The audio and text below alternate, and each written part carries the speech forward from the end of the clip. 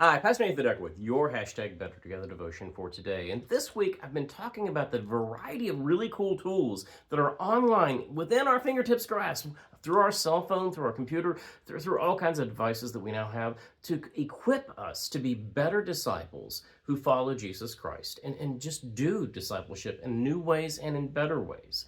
Now, one of the things that was controversial when it came out, and it seems like so long ago when that was the case, was online giving.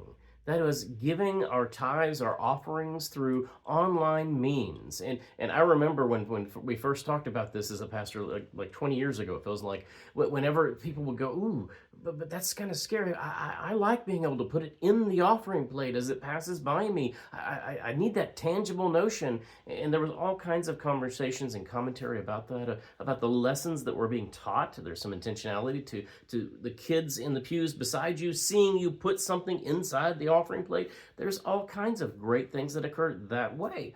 But then again, the pandemic shifted and fast forward so many of the trends that we, the church, were going through as the people, that we as society and we as humanity were going through. And our connection online is one of those, and the ways that we give online. In fact, a lot of churches don't even pass offering plates anymore. They have them in the back as you enter and exit so that you can give your offering there, because the majority of people, especially those who are younger, are giving online, and they're giving through either QR codes that they scan with their cell phone, or apps that churches have created to give through that, or they're giving through now Venmo or other means to give of themselves through these variety of ways of transferring money and doing banking online. E-giving, Tidely, there's all sorts of wonderful ways that I'm not going to be able to name them all. And for us as church, for us as the Christian faith, we need to allow people to give in whatever means that they do give, because giving is important as a person of faith. In fact, I personally give online. My family and I, as we discovered a variety of ways that you can give, we found that giving online through our bank. So we go on our bank and we click on the online and we click pay the bill. That's what the app calls it. And what we're doing is we're having the bank send a check to the church every single month for an exact certain amount. And one of the beautiful things that this does for us as a people of faith is that we can promise and pledge and make that commitment to God, and then we can set it up and we know that that's going to happen. It's within our hearts and it's within our action because we've already set it up to happen. From the church's perspective, by the way, that also is beneficial, because whether I'm here or on vacation, the church is receiving my pledge, my offering, my promise, my commitment to God, my tithe. And it helps so much from the months of summer when typically, giving goes down in the summer. For some odd reason, nobody shows up, it seems. But online giving actually gives us an opportunity for that to be beyond. Another thing that online giving offers that's so unique and wonderful is the quickness with which funds can be gathered together and collected to help out with emergencies. I remember when Haiti had an earthquake.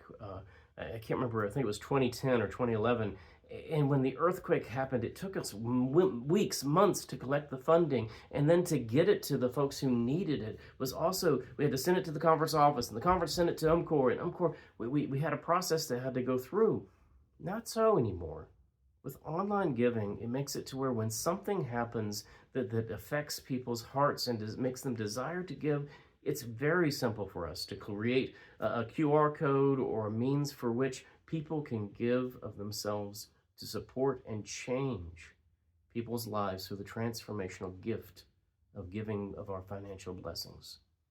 If you have not done online giving, I encourage you to connect with your church and to ask about what are the ways that they receive gifts through online giving. If they haven't thought about it, they need to.